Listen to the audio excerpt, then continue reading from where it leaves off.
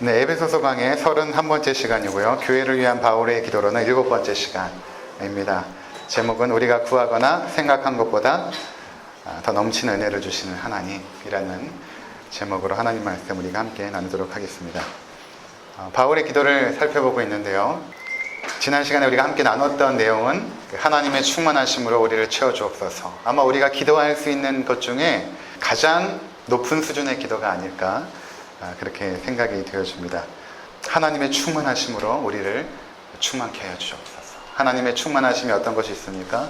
그분의 기쁨, 또 그분의 사랑, 그분의 인자하심, 그분의 정의, 그분의 자비하심, 이런 것들로 우리를 충만하게 채워주시옵소서. 이렇게 기도하는 거죠. 그리고 그러한 충만으로 충만케 채워주셔서 하나님의 충만에 이르기를 원합니다. 그렇게 바울이 기도했던 것입니다.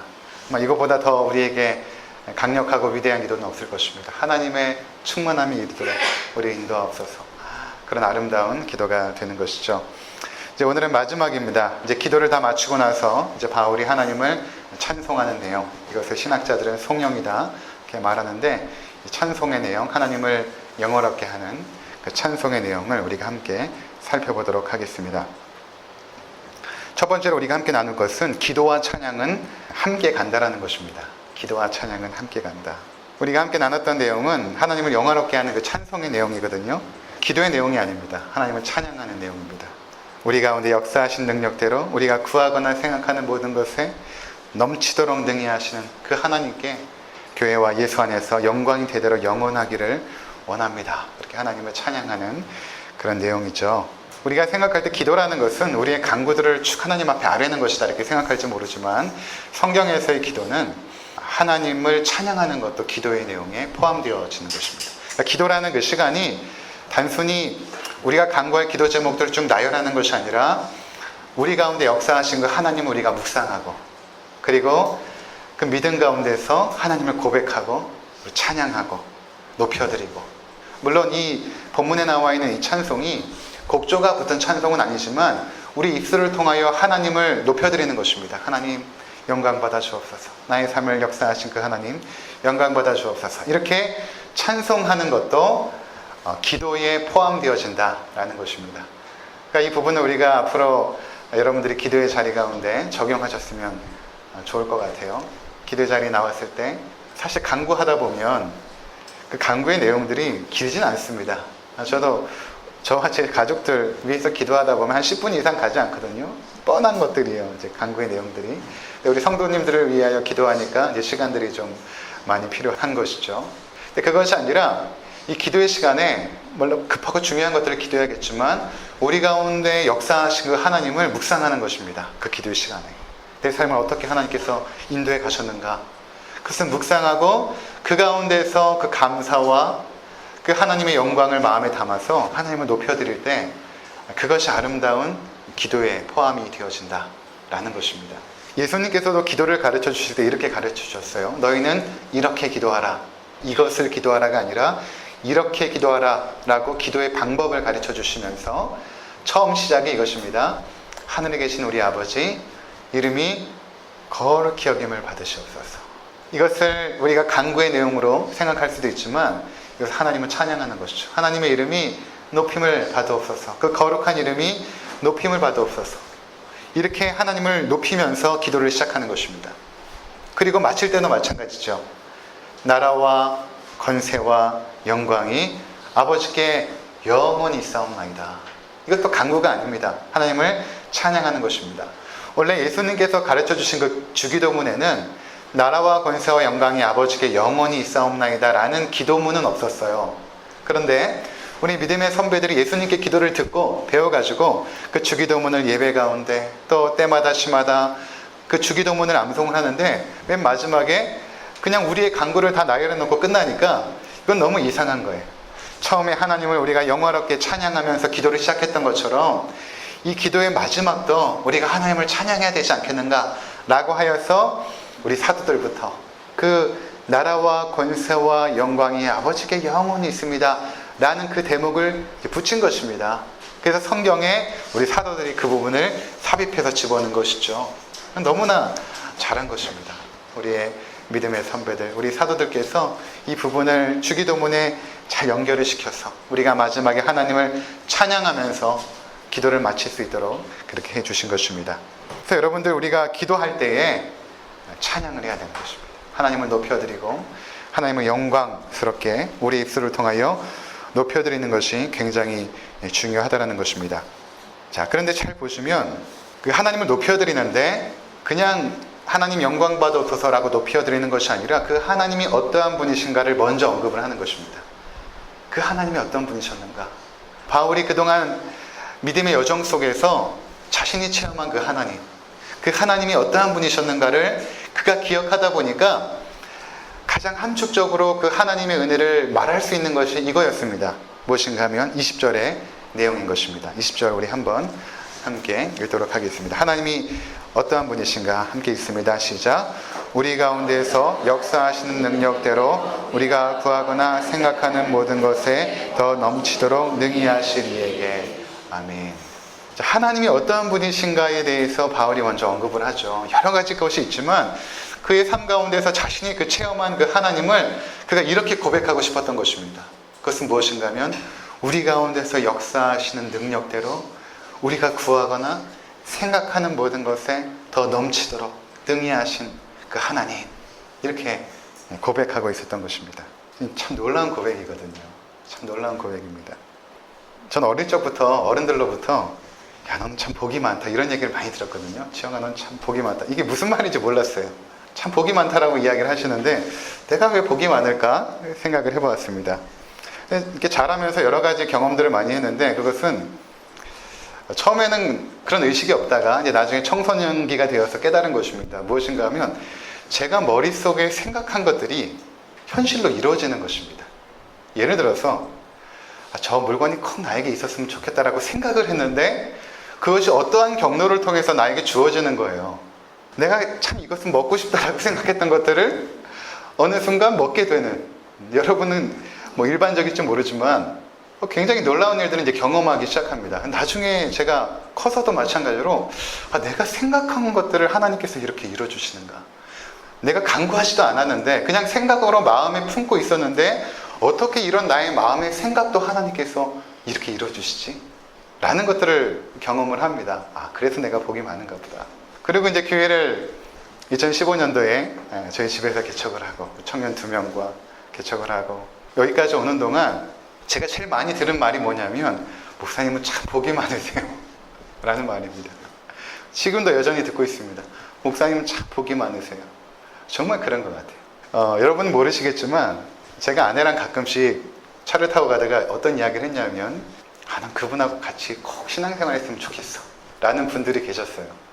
그 분들이 좋은 거죠. 저는 제가 만났던 분들 중에 그분 너무 좋아서 그냥 같이 그냥 신앙생활 하고 싶었던 분들을 그냥 농담식으로 아내에게 툭툭 던졌습니다. 근데 놀랍게도 이 자리에 다 계십니다. 이 자리에 계세요. 우리 아내가 아마 그 증인입니다.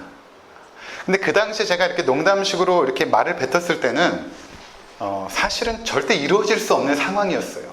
그러한 것들이. 근데 그분들이 진짜 이 자리에서 함께 저와 함께 예배를 드리고 함께 기도를 드리고 어떻게 내가 생각한 것들을 하나님께서 이렇게 이루어주시는가. 그 당시에 농담처럼 뱉었던 그 말들을 하나님께서 현실 가운데 이루어주시는 것을 보면서 참 하나님 놀랍구나. 내가 정말 복을 많이 받긴 받았구나 라는 생각을 하게 됩니다. 근데 제가 노력한 것이 아니거든요. 그리고 금식하고 막 기도한 것도 아닙니다. 근데 하나님께서 이루어주시는 것입니다. 근데 제가 생각한 것 이상으로 더 넘치는 은혜를 주신 것입니다. 제가 생각한 것 이상으로. 저는 제가 이 자리에서 설교를 하고 있다는 것 자체도 참 놀라운 일이라고 생각을 합니다. 저같이 부족한 사람이, 이건 절대로 뭐 겸손이 아닙니다. 그냥 현실을 말씀드리는 것입니다. 어떻게 목사가 되었고 또 이렇게 귀한 분들 앞에서 하나님 말씀을 전하고 있는가. 이거는 제가 생각해도 제가 이룰 수 있는 것이 아니거든요. 제가 할 수 있는 일이 아닙니다. 제가 생각하고 구한 것보다 하나님께서는 넘치는 은혜를 제 인생 가운데 계속해서 지금 부어주고 있는 것입니다. 여러분, 우리는 대부분 자기 수준에서 최선을 강구합니다. 그러니까 우리가 간구할 수 있는 것은 내 수준에서 최선인 것이죠. 제가 우리 아들한테 희수야 커서 뭐 될래라고 물어보면 뭐 경찰 아저씨 또는 뭐 공사하는 사람이 이렇게 멋있어 보였나 봐요. 자기 딴에는.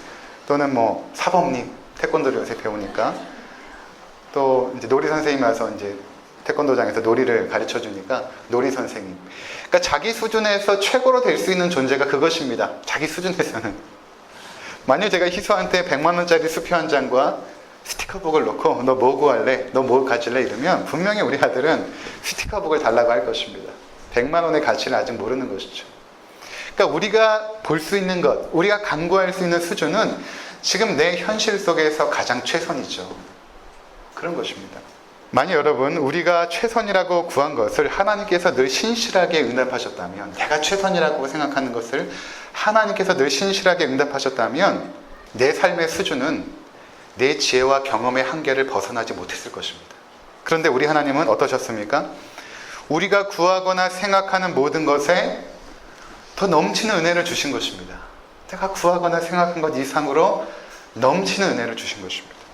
생각해 보십시오. 여러분이 현재 하나님께 정말로 원하는 것이 무엇입니까? 내가 정말 하나님 앞에 간구하는 것이 무엇입니까? 이렇게 살았으면 좋겠다. 이러한 나의 삶의 모습이 있었으면 좋겠다. 구하는 것이 무엇입니까? 청년들은 능력이 있고 또 신앙도 있고 또 외모도 괜찮고 멋진 형제, 멋진 자매 그렇게 만나고 싶을 것입니다. 그런데 아직까지 응답하지 못한 채 하나님 정말로 나를 사랑하시나요? 내가 생각하고 구하는 것보다 더 큰 은혜를 주시는 분이십니까? 이렇게 의심할 수도 있겠죠.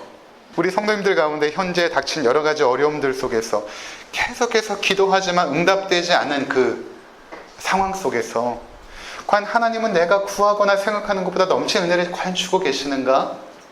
아마 마음 가운데 의심이 들 수도 있을 것입니다. 과연 이것이 과연 진실이고 과연 진리인가? 그 다음에 여러분 한번 생각해 보십시오. 여러분이 이 땅에 태어나기를 생각하거나 관계해 본 적 있습니까? 내가 이 땅에 태어나야겠다라고 여러분들이 기도해서 태어났습니까? 그렇지 않죠. 우리는 생명을 구한 적이 없는데 이 세상에 태어나서 지금까지 살아가고 있습니다. 내가 구한 것이 아닙니다. 그럼 여러분들이 내가 이 대한민국이라는 땅에 태어나게 해달라고 기도하였습니까? 그렇지도 않죠. 만약 여러분들이 북한이나 아프리카 저 오지에 떨어졌으면 어떻게 할 뻔했겠습니까? 내가 구한 것이 아닙니다. 내가 받은 영생이라는 선물은 어떻습니까? 여러분 영생을 선물로 받았거든요. 그럼 그것을 여러분들이 구했습니까? 간구했습니까? 선물로 받은 것입니다. 내 안에 살아계신 예수 그리스도는 여러분이 구하셔서 우리 가운데 함께 계신가요? 그렇지 않습니다. 우리가 구한 것들은 내 수준에서 최선이었던 것입니다. 근데 하나님의 응답들은 하나님의 수준에서 가장 좋은 것들을 주시죠. 하나님의 수준에서 가장 선하고 아름답고 값진 것들을 우리 가운데 허락해 주시는 것입니다. 마태복음 7장에 보시면 예수님께서 기도에 대하여 교훈하시면서 너희가 기도할 때에 구하고 찾고 두드려라. 구하는 자는 얻을 것이고 찾는 자는 찾게 될 것이고 두드리는 자에게는 열릴 것이다. 그러면서 이렇게 말씀하십니다. 너희 중에 누가 아들이 있는데 아들이 떡을 달라고 하는데 돌을 줄 아버지가 어디 있겠느냐. 그 아들이 생선을 달라고 하는데 뱀을 줄 사람이 어디 있겠느냐. 이 세상에 있는 악한 아버지들도 자식이 무언가를 달라고 하면 가장 좋은 것을 주고 싶어 한다. 하물며 하늘에 계신 너희 아버지께서 구하는 자에게 좋은 것을 주시지 않겠느냐. 이 구하는 자에게 좋은 것을 주신다라는 것은 내 수준에서 좋은 것이 아닙니다. 나는 때로는 뱀을 달라고 하고 나는 때로는 돌을 달라고 요청할 때가 있죠. 내 수준에서 그것이 가장 최선이기 때문에 근데 하나님은 하나님 편에서 가장 좋은 것을 예비하시고 주고 싶어 하시는 것입니다. 그래서 우리가 하나님께 구하는 것, 생각하는 것, 그 이상으로 하나님께서는 가장 좋은 것을 주시는 것입니다. 그렇다면 여러분, 현재 우리의 삶을 바라볼 때 어떠한 눈으로 바라보아야 할까요? 내가 처한 환경이 내 눈에 볼 때는 지금 좀 못마땅하고 부족할지 모르지만 하나님의 눈으로 보실 때는 현재의 나의 삶이 최선인 것입니다. 내 곁에 있는 남편 또는 아내가 하나님 보실 때에 가장 좋은 것입니다. 여러분이 구하거나 간구한 그 남편이 아니라고요? 그 아내가 아니라고요? 아닙니다. 그거 이상인 것입니다. 내 자녀들도 마찬가지죠. 우리 기대에 미치지 못합니다. 그러나 하나님께서 우리에게 가장 좋은 것으로 주신 것입니다. 하나님께서 보실 때 가장 좋은 것들로 우리에게 주신 것입니다. 이 믿음이 있어야 되는 것입니다. 이 믿음이. 저도 17년 동안 아이가 없었잖아요. 가슴으로 낳은 2명의 아이가 있지만 배가 불러 낳은 아이가 없었습니다. 17년 동안 없었다니까요. 그래서 구하거나 생각하지도 않았습니다. 더 이상. 이거는 불가능이기 때문에. 저는 17년 만에 아이를 가졌다는 얘기를 들어보지도 못했고 그런 사람을 보지도 못했으니까 이거는 불가능이죠.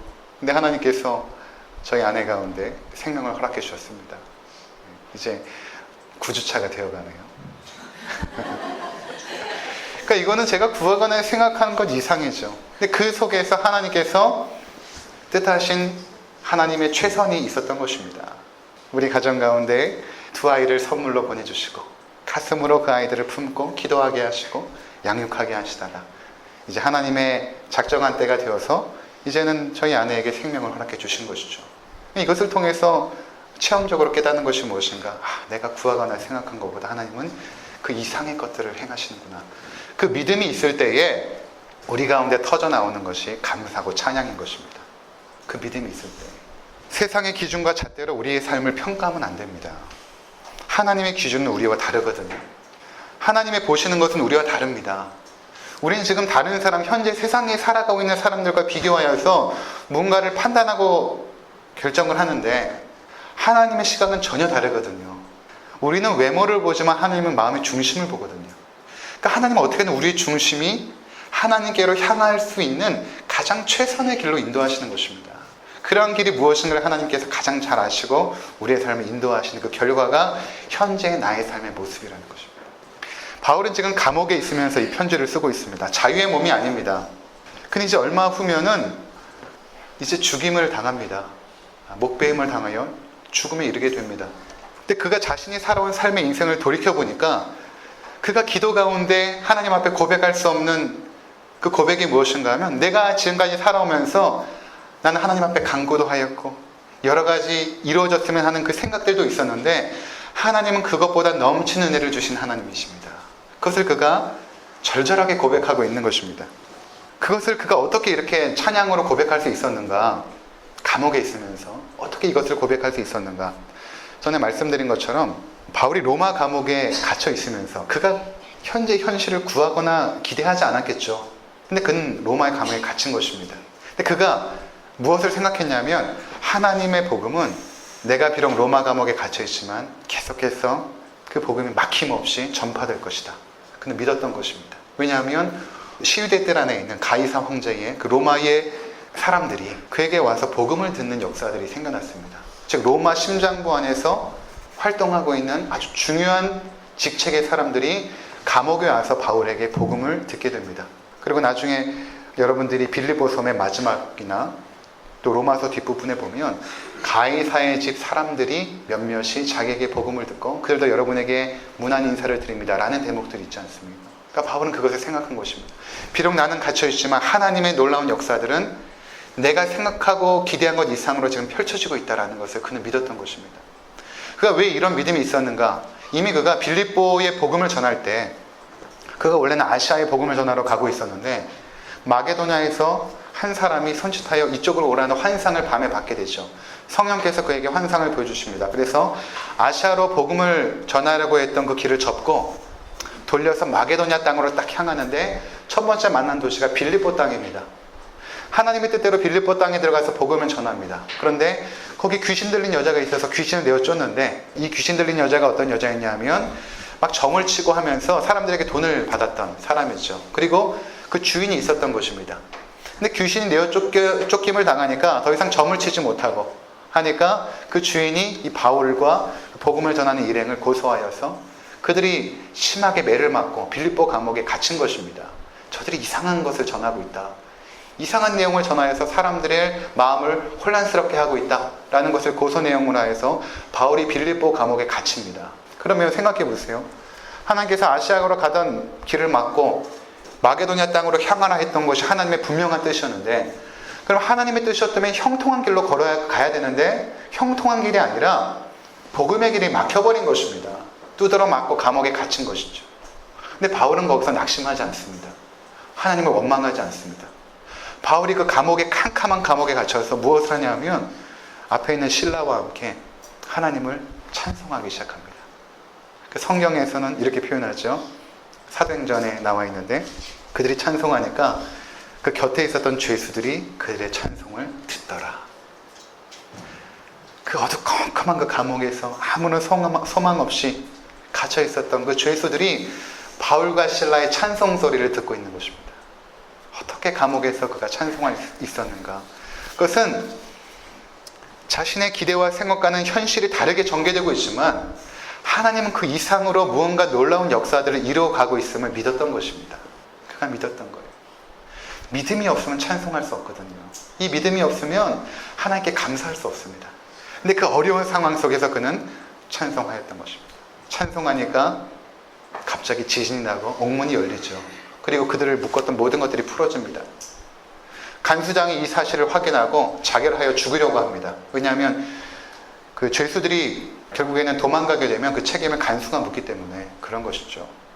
자결하려고 할 때 바울이 달려가서 죽지 마십시오. 우리가 도망가지 않았습니다. 여기 살아 있습니다. 우리가 도망가지 않을 것입니다. 그러니 자결하지 마십시오. 그러니까 그가 바울과 실라에게 무릎을 탁 꿇고 이렇게 말합니다. 내가 어떻게 하면 구원을 받을 수 있겠습니까? 바울이 이렇게 유명한 말을 하죠. 주 예수를 믿으라. 그리하면 너와 내 집이 구원을 얻을 것이라. 그리고 바울과 실라가 그 간수의 집에 초대를 받아 가서 그들에게 복음을 전하고 그 가족 모두에게 세례를 줍니다. 그리고 그 가정에서, 간수의 가정에서부터 빌립보 교회가 시작이 된 것입니다. 빌립보 교회가 그렇게 해서 시작이 된 거예요. 그러니까 이러한 바울의 삶의 체험 속에서 그가 깨달은 것은 무엇인가 하면 나의 삶에 낙심할 일, 하나님을 원망할 그 현실, 그것이 결국에는 합력하여 선을 이루게 될 것이라는 그 믿음이 그에게 있었던 것입니다. 그러니까 결코 낙심하지 않고 원망하지 않죠. 로마 감옥에 에베소 성도들에게 편지를 보내면서 여러분 나의 삶을 돌이켜보니까 내가 그동안 구하거나 생각한 것 이상으로 하나님은 능히 놀라운 일을 행하셨습니다. 그렇게 지금 고백하고 있는 것입니다. 우리가 구하거나 생각하는 것은 나뿐만 아니라 가족 모두 건강하고 하는 일이 모두 형통하기를 바랍니다. 그런데 건강에 어려움이 찾아오기도 하죠. 계획한 일들이 잘 안 풀릴 때가 있습니다. 이때 하나님은 우리의 상황을 돌보시지 않는 것이 아닙니다. 오히려 이러한 것을 통해서 하나님 앞에 나오게 하시고 하나님을 의지하게 하십니다. 비록 건강을 잃었지만 하나님을 얻은 분들이 계십니다. 그렇지 않습니까?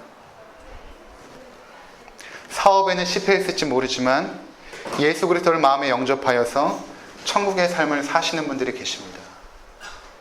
여러분들 구하셨습니까? 기대하셨습니까? 그렇지 않죠. 우리가 구하는 것은 그거였지만 하나님은 더 놀라운 일들을 우리 가운데 행해 주신 것입니다. 여러분 세상의 모든 것 다 얻어도 하나님을 마음에 영접하지 않으면 다 잃어버린 것입니다. 아무것도 아닌 것이죠. 세상의 모든 것을 다 잃어버려도 예수 그리스도께서 여러분 마음 가운데 계시면 여러분은 세상 모든 것을 다 얻은 것입니다. 하나님은 그것으로 인도하시는 것입니다. 그 길로 인도하시는 거예요. 하나님은 우리가 구하거나 생각하는 것 이상으로 풍성한 은혜를 주신 것입니다.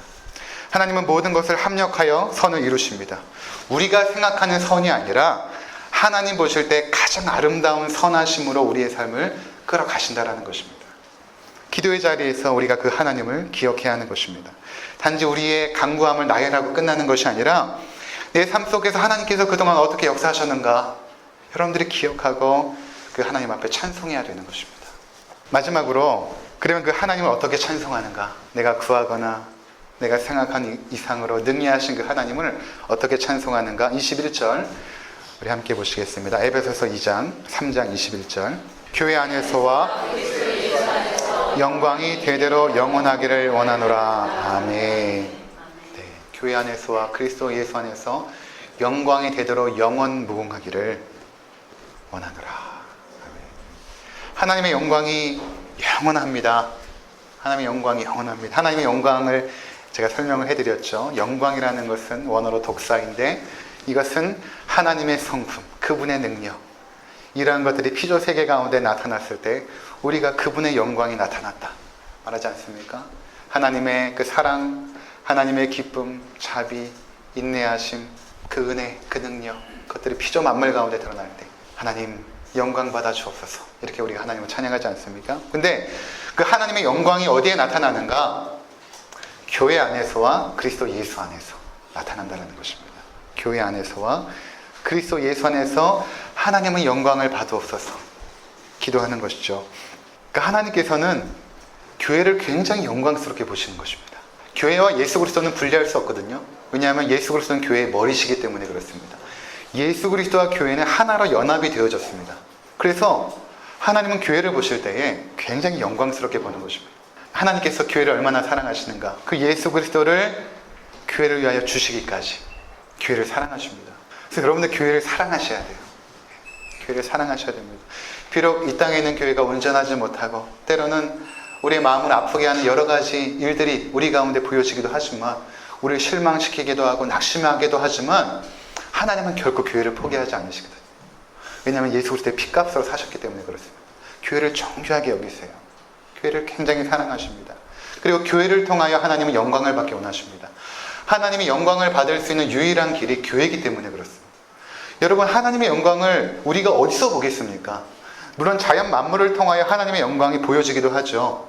꽃 한 송이만 보아도 하나님의 그 권능과 능력과 그분의 질서와 섭리를 볼 수 있습니다. 그러나 하나님의 그 인격적인 그 영광, 예를 들어 하나님의 그 인격적인 사랑, 하나님의 인격적인 용서하심, 하나님의 인격적인 자비하심, 이런 것들은 자연을 통하여 볼 수 있는 것이 아니라 교회를 통하여, 교회는 하나님의 사람들이고 하나님의 자녀들인데 교회를 통하여서만이 하나님의 영광을 볼 수 있는 것입니다.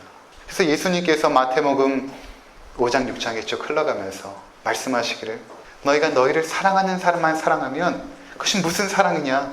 세상의 세리와 이방인들도 그런 사랑은 한다. 너희가 사랑을 할 때는 너희 원수까지도 사랑하고, 너희를 핍박하는 자를 위하여 기도하라. 너희가 용서할 때에 그냥 7번씩 70번씩 용서를 해야 된다. 한두 번 용서하고 마치는 것이 아니라 지속적으로 계속해서 그들을 용서해야 된다.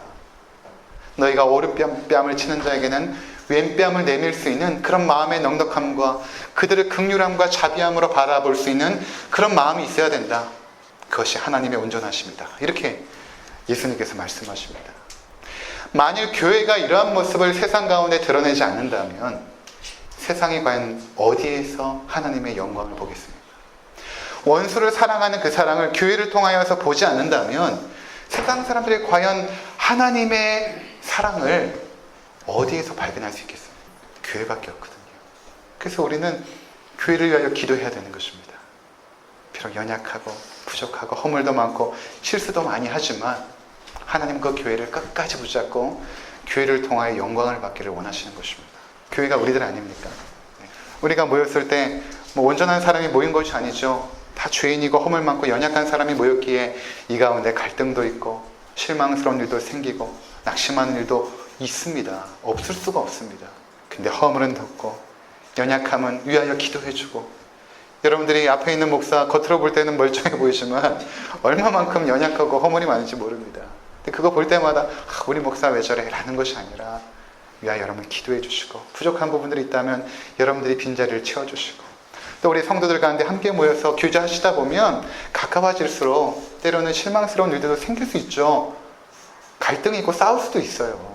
하지만 서로 용납하고 용서하고 화해하면서 하나님의 온전하심으로 점점 다듬어 가는 것입니다.